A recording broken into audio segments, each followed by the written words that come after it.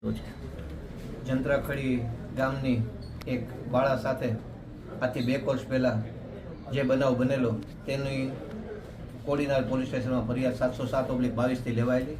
અને તે અન્વયે માત્ર 25 દિવસની ટૂંકા સમયગાળામાં એસઆઈટીએ જેની અંદર એએસપી શ્રી જાટ સાહેબ, સંદીપસિંહ ચુડાસમા સાહેબ અને અશોક મકવાણા સાહેબની ટીમે દસ્તાવેજી પુરાવો, એફએસએલના જુદા જુદા રિપોર્ટો આ બધું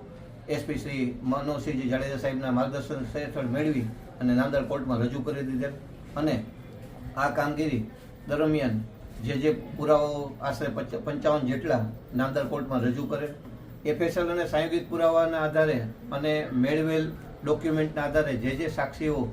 જેઓ ફરિયાદી પક્ષે હતા તેમાં એના ભોગ બનનારના માતા પિતા, એના કુટુંબીઓ, પોલીસ અધિકારીઓ, એફએસએલ અધિકારીઓ અને પાડોશી અને ભોગ બનનારના સહઅધ્યાયીઓ સાથે ભણનારા આ બધા પુરાવામાં નામદાર કોર્ટમાં અમોએ સરકાર પક્ષે રજૂ કરેલ અને માનનીય શ્રી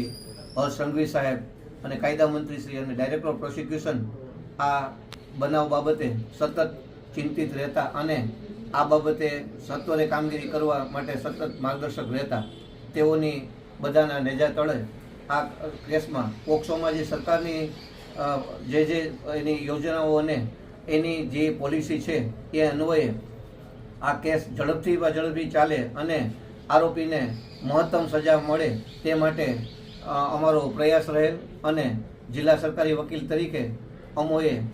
આ જુનાગઢ જિલ્લામાં આ પ્રથમ વગર ફાંસીની સજા એટલે ડેથ પેનલ્ટી આપવા માટે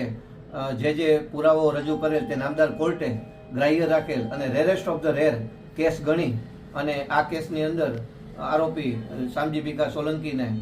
ફાંસીની સજા સાંભળવા માટે આજરોજ હુકમ કરેલ. જજ સાહેબ કોણ છે? શ્રી એસઆઈ બોરાણીયા સાહેબ જે કોડીનારના એડિશનલ ડિસ્ટ્રિક્ટ એન્ડ સેશન્સ જજ સાહેબ છે તેઓની કોર્ટમાં આ કેસ પોક્સો કેસ નંબર 30/22 ચલાયેલ અને આજરોજ તે નિર્ણિત થઈ અને આરોપીને દેહાડદંડની સજા ₹25,000નો દંડ અને અન્ય જે કલમોનો તેની સામે સજા હતી તેમાં બધામાં આજીવન કેદની સજા અને ભોગ બનનાર બાળકીના પરિવારને અમે મહત્તમ વળતર મળે તે માટે રજૂઆત કરી તે ગ્રાહ્ય રાખી ₹17 લાખ જેવું માતબર રકમ ચૂકવવા નામદાર કોર્ટે આદેશ કરે છે.